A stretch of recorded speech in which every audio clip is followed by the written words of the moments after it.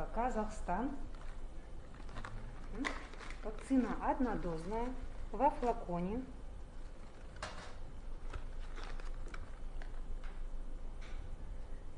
То есть она предназначена только на одного человека, да? На одного человека. Так. Обрабатываем, печем.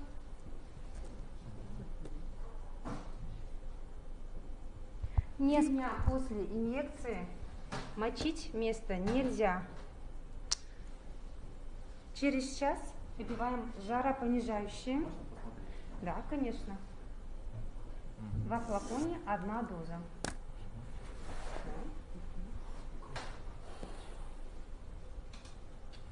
То есть нельзя мочить. Какие еще рекомендации есть?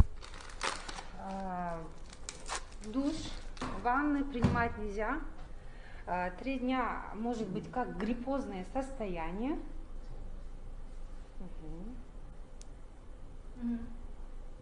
И после этого нужно обязательно находиться 30 минут в... 30 минут ожидаем в 133 кабинете. Это комната поствакцинальных. Держите. Буквально несколько секунд, и все, наше главоведомство уже привился отечественным препаратом. Какие-то еще рекомендации существуют? Здесь, получается, алкогольные напитки пить нельзя, нежелательно пить. Все, теперь ожидаем 30 минут. Через 21 день вы должны прийти на 2-ю вакцинацию. Это будет та же вакцина у вас, получается, тоже Казахстана. Угу.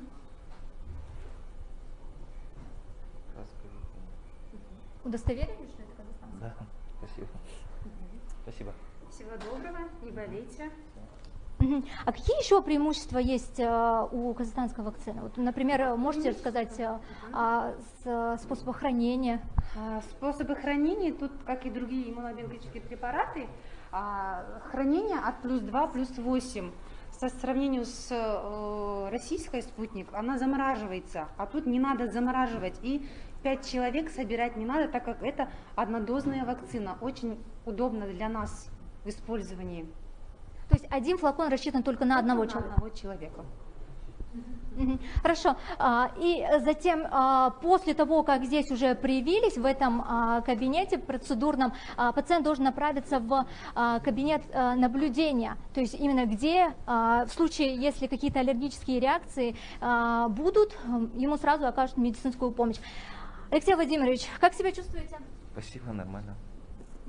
Давайте немного поговорим о нашем отечественном препарате. Где будут ее разливать, есть ли договоренности с Турцией, и если все-таки Турция не согласится, есть ли страны в резерве? Вы знаете, ну, во-первых, вот эта первая партия вакцины, она производится на нашем институте проблем биологической безопасности. То есть в ограниченных сериях, вот 50 тысяч доз, наш институт может самостоятельно выпускать. Что он и делает. И эту дозу, которую мы получили в Казахстане, они сейчас направлены во все регионы. В дальнейшем для масштабирования мы рассматриваем различные площадки.